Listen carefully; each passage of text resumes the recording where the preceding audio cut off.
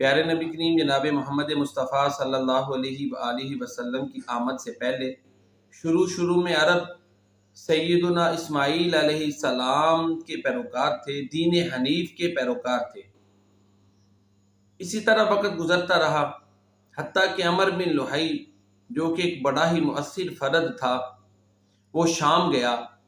اور عمر بن لحی جو ہے اس نے شام جا کر وہاں سے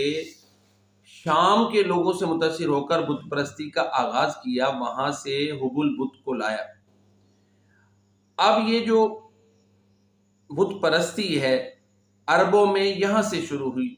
یوں کہہ سکتے ہیں کہ عربوں میں بت پرستی کا موجد عمر بن لحی تھا، اور وہ شام والوں سے اس لیے متاثر ہوا کہ شام کی سرزمین جو تھی وہ انبیاء کی سرزمین تھی، اور اس کی یہ رائے تھی کہ شام والے دینی معاملات کو ہم سے بہتر سمجھتے ہیں، وہ ہم سے بہتر دین پر ہیں۔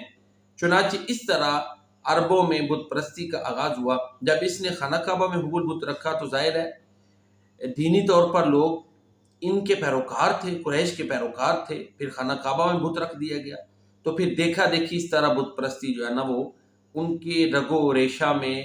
پیوست ہو گئی۔ اور مولانا حالی کے بقول قبیلے کا ایک بت جدا تھا، کسی کا حبل اور کسی کا صفا تھا، یہ عزا پہ اور وہ نائلہ پہ فدا تھا۔ اسی طرح گھر گھر نیا ایک خدا تھا، نہا ابر ظلمت میں تھا ماہر انور، اندھیرا تھا فاراں کی چوٹیوں پر۔ تو یہ بت پرستی جو عربوں میں شروع ہوئی تھی، اور وہ جو بت شکن تھے اب بت پرست بن چکے تھے، اور پھر بھی اپنے آپ کو دین حنیف، دین ابراہیم علیہ السلام کو پیروکار کہتے تھے، ان کی اصلاح ضروری تھی۔ چنانچہ ان کی اصلاح کے لیے بھی اللہ تعالیٰ نے نبی آخر الزماں جناب محمد مصطفیٰ صلی اللہ علیہ وسلم کو